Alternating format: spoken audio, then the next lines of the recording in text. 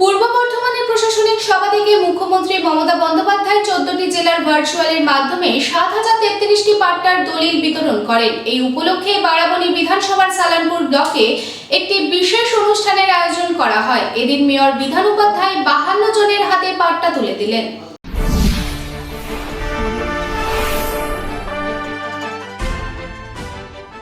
পশ্চিমবঙ্গের মুখ্যমন্ত্রী মমতা বন্দ্যোপাধ্যায় দক্ষিণবঙ্গের 14টি জেলায় ভার্চুয়ালের মাধ্যমে 7033টি পাট্টার দলিল বিতরণ করেন। একই সাথে পূর্ব বর্ধমান ও পশ্চিম বর্ধমান জেলায় একাধিক উন্নয়নমূলক প্রকল্পের উদ্বোধন ও শিলান্যাসও করেন তিনি। এর মধ্যে উল্লেখযোগ্য হল আসানসোল দুর্গাপুর পুলিশ কমিশনারেটের নতুন ভবন এবং জেলা শাসকের নতুন কার্যালয়। এই অনুষ্ঠানে রাজ্যের বিভিন্ন উন্নয়ন প্রকল্পের প্রতি মুখ্যমন্ত্রীর প্রতিশ্রুতি ও তৎপরতা ফুটে উঠেছে। পশ্চিম বর্ধমানের বারাবণী বিধানসভার সালানপুর ব্লকে এই উপলক্ষে একটি বিশেষ অনুষ্ঠানের আয়োজন করা হয়। এখানে মুখ্যমন্ত্রী ভার্চুয়াল মাধ্যমে 52 জন সুবিধাভোগীর হাতে পাট্টার দলিল তুলে দেন। রূপনারায়ণপুরের নান্দনিক প্রেক্ষাগৃহে আয়োজিত এই অনুষ্ঠানে মুখ্যমন্ত্রীর ভার্চুয়াল উদ্বোধন অনুষ্ঠান সরাসরি সম্প্রচারিত হয়। বারাবণীর বিধায়ক তথা আসানসোল পৌর নিগমের মেয়র বিধান উপাধ্যায় নিজে উপস্থিত থেকে 52 জনের হাতে পাট্টার দলিল তুলে দেন। এই অনুষ্ঠানে সালানপুর ব্লকের বিডিও দেবাঞ্জন বিশ্বাস, জেলা পরিষদের কর্মাধ্যক্ষ মোহাম্মদ আরমান,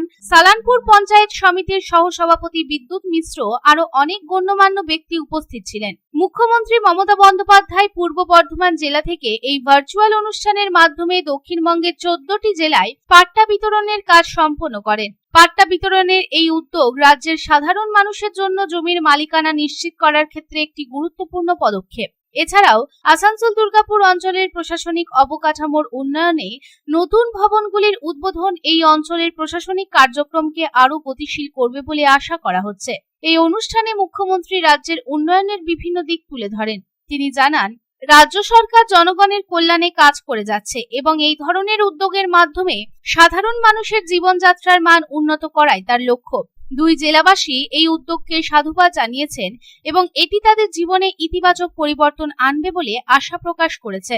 আপনারা 2011 আগে দেখেছেন কিভাবে তোল্লা আদায় হতো, জবরদস্তি হাটে পয়সা আদায় করা হতো, মানুষকে হ্যারাসমেন্ট করা হতো। হাট এমন একটা পরিস্থিতি মনে হতো না যেটা হাট। তারপর আমার মাননীয় মুখ্যমন্ত্রী মমতা ব্যানার্জির এমএলএ বারবার বলার পরে এই হাটটা কিন্তু প্রকল্পটা উদ্বোধন করেন।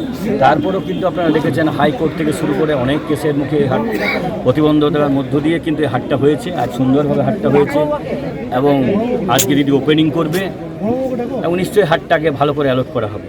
আসানসোল থেকে সন্তোষ মণ্ডলের রিপোর্ট, পাবলিক টাইমস। আর ভাড়া বাড়ি নয়, এবার আপনার নিজের স্বপ্নের বাড়ি গড়ে তুলুন। আপনার স্বপ্ন পূরণের সঙ্গে ও দূষণমুক্ত খোলামেলা পরিবেশের নতুন ঠিকানা আনন্দ নিকেতন, কুমারবাজার, বক্তনগর রোড, রানীগঞ্জ। এখানে রয়েছে 2 এবং 3 BHK অ্যাপার্টমেন্ট। মাত্র 1 কিলোমিটার দূরত্বে পেয়ে যাবেন মার্কেট, স্টেশন, ব্যাংক, স্কুল ও হসপিটালের সুবিধা। সন্নিকটে জাতীয় সড়ক বাঁকুড়া মেদিনীপুর হাইওয়ে, থাকছে ব্যাংকিং লোনের সুবিধাও। তাহলে দেরি না করে আজই যোগাযোগ করুন এই নম্বরে 9933370401 9333107047।